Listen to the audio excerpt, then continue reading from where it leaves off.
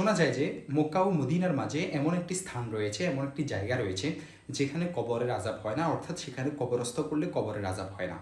সে স্থানটি অনেকে বলেছেন জান্নাতুল বাকি। বস্তুত যেখানে দাফন করা হলে কবরের আযাব হবে না এমন কোনো জায়গা আছে বলে কোথাও প্রমাণ পাওয়া যায় না। তবে হাদিসের কিতাবসমূহে অন্বেষণ করে যা পাওয়া গেছে তা হলো রাসূলুল্লাহ সাল্লাল্লাহু আলাইহি ওয়াসাল্লাম বলেছেন, তোমাদের মধ্যে যে ব্যক্তি সক্ষম হয় সে যেন মদিনায় মৃত্যুবরণ করার চেষ্টা করে, কেননা যে মদিনায় মৃত্যুবরণ করবে আমি তার জন্য সুপারিশ করব। হজরত ওমর রাদিয়াল্লাহু তাআলা আনহু মদিনায় ইন্তেকালের জন্য দোয়া করতেন। এই বর্ণনা থেকে প্রতীয়মান হয় যে মদিনা মোনাওয়ারায় দাফনের বিশেষত্ব অবশ্যই রয়েছে। এজন্যই অনেক বুজুর্গানে দিনকে দেখা গেছে শেষ জীবনে তারা মদিনায় চলে যেতেন এবং মদিনায় ইন্তেকাল করার আশা রাখতেন, বাকি জীবন সেখানে অবস্থান করে কাটাতেন এবং সেখানেই মৃত্যুবরণ করতেন এবং সেখানে তাদেরকে কবরস্থ করা হতো। তবে কবরের আযাব হওয়া বা না হওয়া সম্পূর্ণ আল্লাহর রহমতের উপর নির্ভরশীল।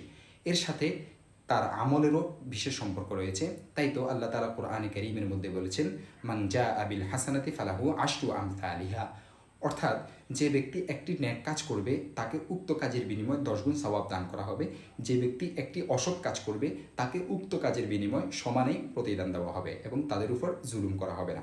আল্লাহ তাআলা অন্য জায়গায় ইরশাদ করেছেন, ফামান ইয়ামাল মিথকালা যাররাতিন খায়রান ইয়ারা ওয়া মান ইয়ামাল মিথকালা যাররাতিন শাররান ইয়ারা।